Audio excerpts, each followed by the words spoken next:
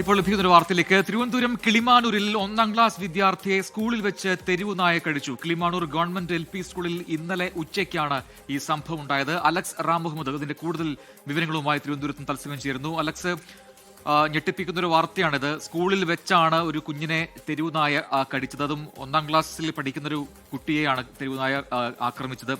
എന്താണ് സംഭവിച്ചതെന്ന് മനസ്സിലാക്കാൻ കഴിഞ്ഞിട്ടുണ്ടോ? ഈ കോമ്പൗണ്ടിലേക്ക് എങ്ങനെയാണ് നായ കടന്നത്? അവിടെ എന്തുണ്ടായി എന്നാണ് മനസ്സിലാക്കാൻ കഴിയുന്നത്? ഒപ്പം തന്നെ ഈ കുട്ടിയുടെ ആരോഗ്യസ്ഥിതി എന്താണ്? യെസ്, അലക്സ് അതിന്റെ കൂടുതൽ വിവരങ്ങളുമായി ചേരുന്നുണ്ട്. അലക്സ്, ഇന്നലെ നടന്ന സംഭവമാണ്. ഒരു സ്കൂൾ കോമ്പൗണ്ടിലേക്ക് എങ്ങനെയാണ് ഈ തെരുവുനായി എത്തിയത്?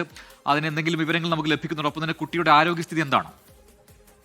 പ്രജനായി കിളിമാനൂർ ഗവൺമെന്റ് LP സ്കൂൾ സ്ഥിതി ചെയ്യുന്ന മേഖലയിൽ ആകെ തെരുവുനായ ശല്യം രൂക്ഷമാണ്. നാട്ടുകാർ കാലങ്ങളായി പരാതി പറയുകയാണ്. അത്തരത്തിൽ തെരുവുനായ ആക്രമണം ആ മേഖലയിൽ പതിവാണ് എന്നുള്ളതും എടുത്തു പറയേണ്ടതുണ്ട്.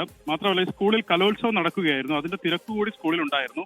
എന്നിട്ട് പോലും സ്കൂളിനുള്ളിൽ കയറി തെരുവുനായ 1ാം ക്ലാസ് വിദ്യാർത്ഥിയെ കടിക്കുകയായിരുന്നു. കിളിമാനൂർ ഗവൺമെന്റ് LP സ്കൂളിൽ ഇന്നലെ ഉച്ചയ്ക്കാണ് ഈ സംഭവം നടക്കുന്നത്. കിളിമാനൂർ മലയാമഠം സ്വദേശിയായ വിദ്യാർത്ഥിക്കാണ് തെരുവുനായയുടെ കടിയേറ്റത്. ഉച്ചഭക്ഷണ ഇടവേളയിൽ കുട്ടി സ്കൂൾ ഗേറ്റിന് സമീപത്തേക്ക് വരുമ്പോൾ ഈ തെരുവുനായ അവിടേക്ക് എത്തി കുട്ടിയെ ആക്രമിക്കുകയായിരുന്നു. സ്കൂൾ അധികൃതർ കുട്ടിയുടെ രക്ഷിതാക്കളെ വിളിച്ചു വരുത്തുകയും കുട്ടിയെ അപ്പോൾ തന്നെ കേശവപുരം സാമൂഹ്യാരോഗ്യ കേന്ദ്രത്തിൽ എത്തിക്കുകയും ചെയ്തു. തുടർന്ന് കുട്ടിക്ക് വിദഗ്ധ ചികിത്സ നൽകി. ആരോഗ്യനില തൃപ്തികരമാണ്. പ്രജിൻ, ശരി. അലക്സ് റാം മുഹമ്മദാണ് വിശദാംശങ്ങൾ നൽകിയത്.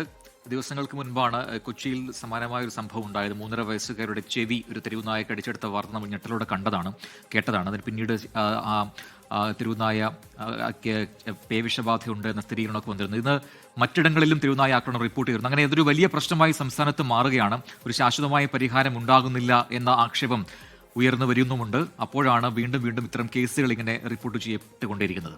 ലോകത്തെവിടെയായാലും ഏത് സമയത്തും 24 വാർത്തകളും ഓഗ്മെന്റഡ് റിയാലിറ്റി പാക്കേജുകളും എക്സ്പ്ലെയിനറുകളും വിശദമായി കാണാൻ ഞങ്ങളുടെ YouTube ചാനൽ നിങ്ങൾക്ക് സബ്സ്ക്രൈബ് ചെയ്യാം.